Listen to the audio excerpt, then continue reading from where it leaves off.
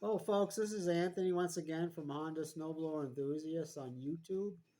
Now that the snow is flying, I'm going to do a quick question and answer period with our most common questions that we receive every year. I started the Facebook group 5 years ago. Oh, by the way, I've got my wife helping me today. She'd rather be putting up Christmas ornaments, but I said, hey, this is only going to take a few minutes, He okay? yelled a lot. No, I did not yell at you. Yes, he did. But I did offer to buy you takeout. No. Dinner. I'm telling you to get me takeout. Oh, all right. See, that's the boss. Well, anyways, we've got 10,000 followers now on Facebook and YouTube. So thank you very much. I really appreciate it. I know my videos are not the greatest, but I'm trying to learn. So let's get to it right away. The number one question that I receive every winter, every time, is what gas to use. Now, what I suggest is what I've been using in my generators and my snow blowers is premium unleaded gasoline, fresh, or ethanol free if you can find it. Now, I always use stable. Can you see that, Susan? Yeah. I always use stable in my gas jugs. I put an ounce or two in my gas jugs before I put the gas in.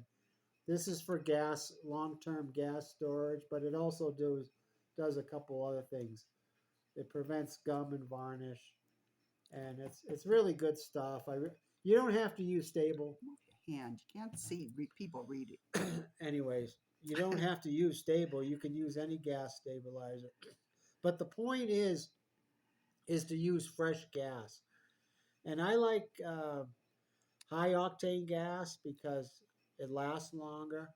The octane loses a point every 30 days or so. So, like I said, this is from my experience. A lot of people will disagree with some of these answers, and some will agree, but I'm just showing you what works. Okay, let's go to the next question.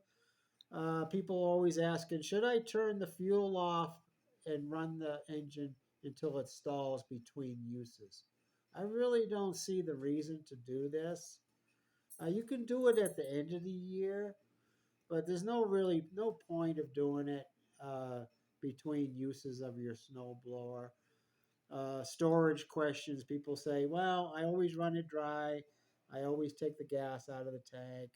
Some people swear by keeping the gas full and keeping the carburetor full. So whatever works for you is what I suggest. I'll just tell you that what I do is I just run it dry at the end of the season and dry off the carburetor and the fuel tank low. To me, it's no big deal. You can argue forever on this stuff. Okay, the next question is which oil to use.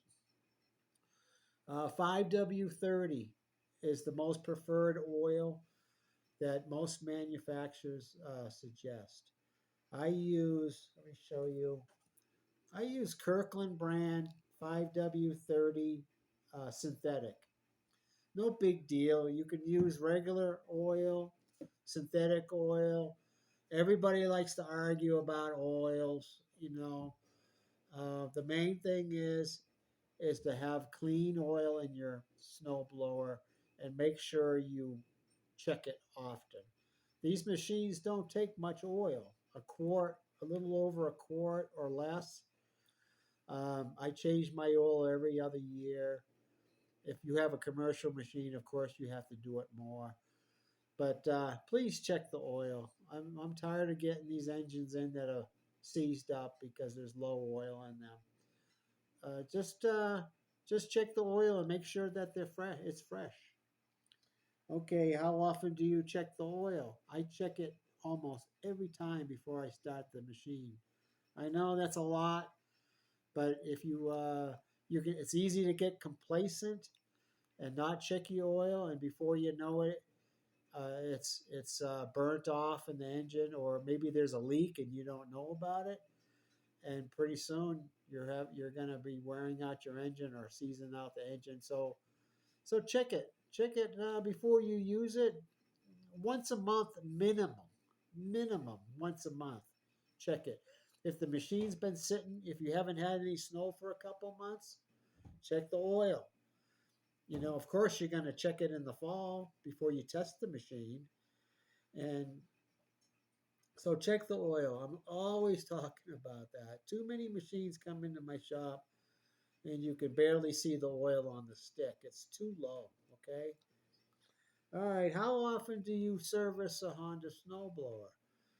Now, if you refer to your owner's manual or the Honda shop manuals, they suggest every 100 hours. I don't know how often I service my machine, usually every other year. Um, it's important to take care of small issues before they become bigger. And that's what I really suggest.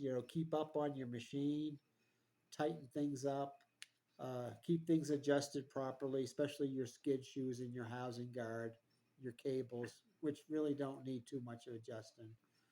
And just make sure everything's working properly. Lubrication is really important. Lubricating anything that moves, moving parts, with either with a grease or a lubricant like WD-40 with a silicone or a light lithium grease in it. So that's how often you do that. Too many people wait. They bring the machines over here. They say, I ask them, I says, when's the last time you serviced it? Stop hitting Oh, my table. I don't know. 7 years ago, 5 years ago, 10 years ago. You know, nothing broke. What are you laughing about? Go. Just What am I doing? Hit the table? yes. Okay. So anyway, I'm losing points here. Well, anyways, what was it? Where was I talking about? Oh, the servicing of the Honda snowblower. So you don't wait for something to break. Try to be proactive. Take care of issues right away as soon as possible. What I usually do is I make a list at the end of the winter, and then I'll get to it in the spring. Okay. Let's go to the next one. Oh, here's a big one. Tracks or wheels? Which one should you get? Now, we live in the Sierra Nevada in California. 95% of the machines up here are tracked machines. You got better traction. It can climb stairs. It can work into the berms without slipping and sliding. Most everybody around here have tracks machines, but I also have a wheeled machine, which you could use on decks, walkways, flat areas, uh, flat driveways, driveways that are not too sloped. If you have a sloped driveway, you want tracks for traction. If you're going to use it for your decks or smaller areas, wheeled machines are fine. So it really depends on what your needs are. It's a pretty common question. I've used both for the last 10 or 15 years. I prefer the tracked machines, but there is a place for the wheeled machines. Flat areas, they're easier to turn, easier to maneuver. So I suggest it just depends on what your needs are. Okay. Okay. Next question. That's pretty popular, especially when people are buying their first Honda or looking for a good used Honda. People ask, what size should I get? What size machine should I get? And what I say is, once again, it depends on your needs. Like we have a small driveway, so not small, medium size. The 724, I use my 80, which is an 824, works perfect for me.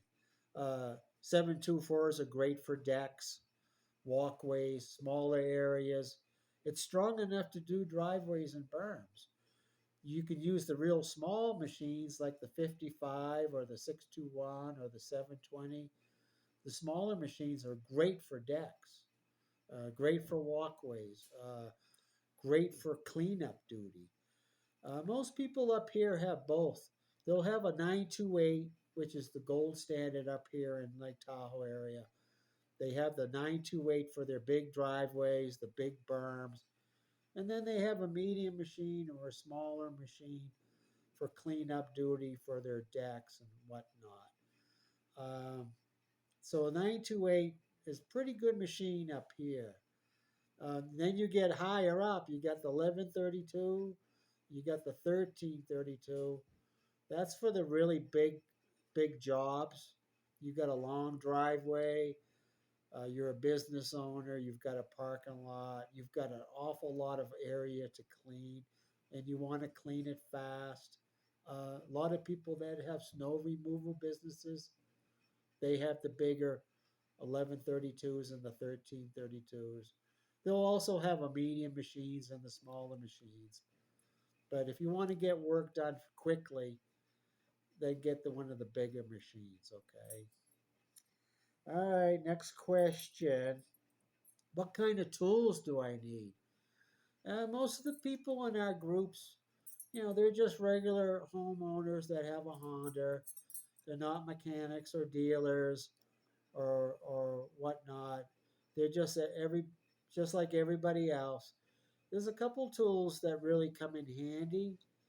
What's nice about the Hondas is that most of the stuff that you need on a Honda is a 10 millimeter or a 12 millimeter. You can do so much with those two wrenches or those two sockets, 10 or 12. You might need a 14 for your impeller pin, and there might be a couple other places that you need a 14. But probably 90% of everything you can do on a Honda is a 10 millimeter or a 12 millimeter. And most of the tools you already have in the house. Look in your kitchen drawer. You might need a pair of pliers, needle nose pliers, a screwdriver, some electrical tape. Let me think what else. You probably have almost everything you need. Spark plug wrench, which is really not necessary. I mean, spark plugs on a Honda will last for years and years and years. So you could have one, but I wouldn't say it's a priority. So what else can I think of off the top of my head? If you people find things that I've missed or overlooked, please put them in the comments so we can help everybody here. Oh, another thing you can use in your on your tool bag is a good lubricating spray, like a WD-40, like I mentioned before. You can use regular WD-40 in a pinch if that's all you have. It washes off faster. Or a WD-40 with a silicone or a lithium type grease in it. Anything that you can lubricate any moving parts on your snowblower. Okay. All right. Coming down to the end here. People ask me all the time, Anthony, what kind of spare parts should I keep on hand? So this is everybody should have spare shear pins. Your auger shear pins. What are you laughing about? Because I hear so many people asking you for share pins Oh, every yeah, yeah. year. People come over all the time and they're always asking me for shear pins. So you got your auger shear pins, you got your impeller shear pins. There's a pin on the auger gearbox called the boss pin. You should keep one of those.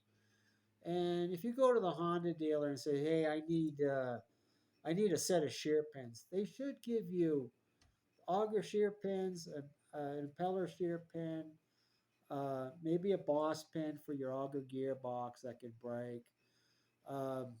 The pins that go into the sprocket wheels, you could have one or two extras with some cotter pins. That's the most common thing that you will need during the course of the winter. Let me think what else. A spare spark plug, no big deal, $4. Probably never need it, but it's good to have. The WD-40, like I mentioned.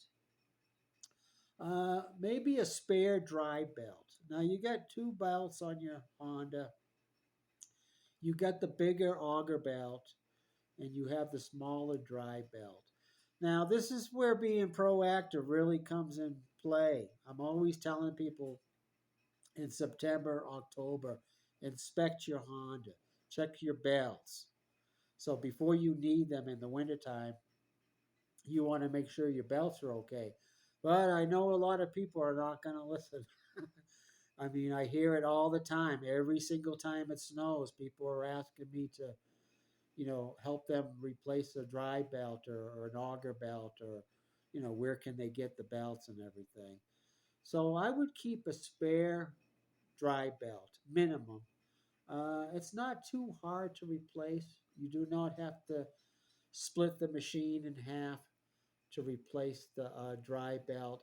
It might take you 30 minutes. It can take 15 or 20 minutes if you've done it before, but it's not that difficult a job.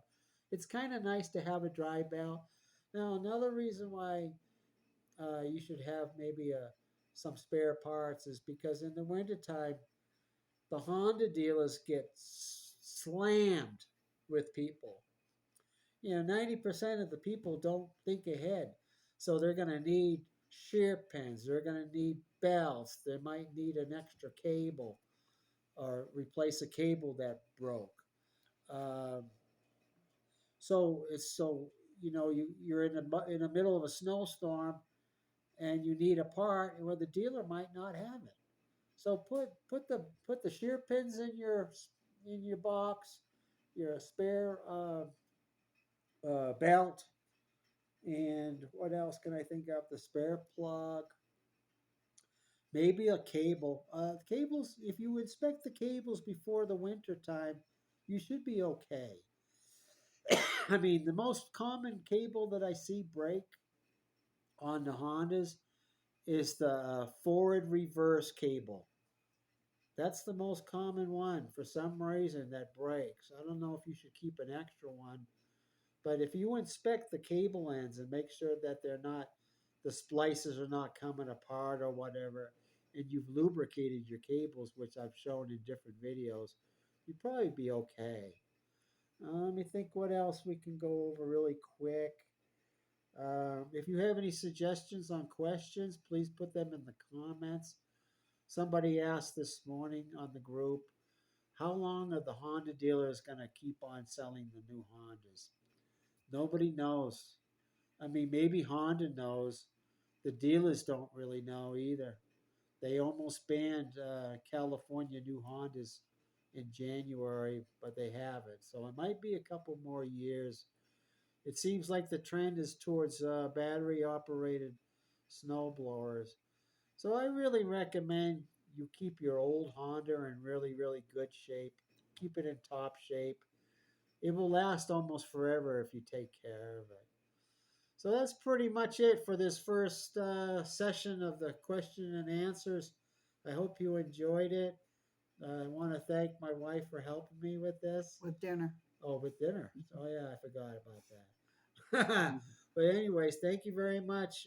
If you like this video and you think it saved you some money or helped you, please like and subscribe.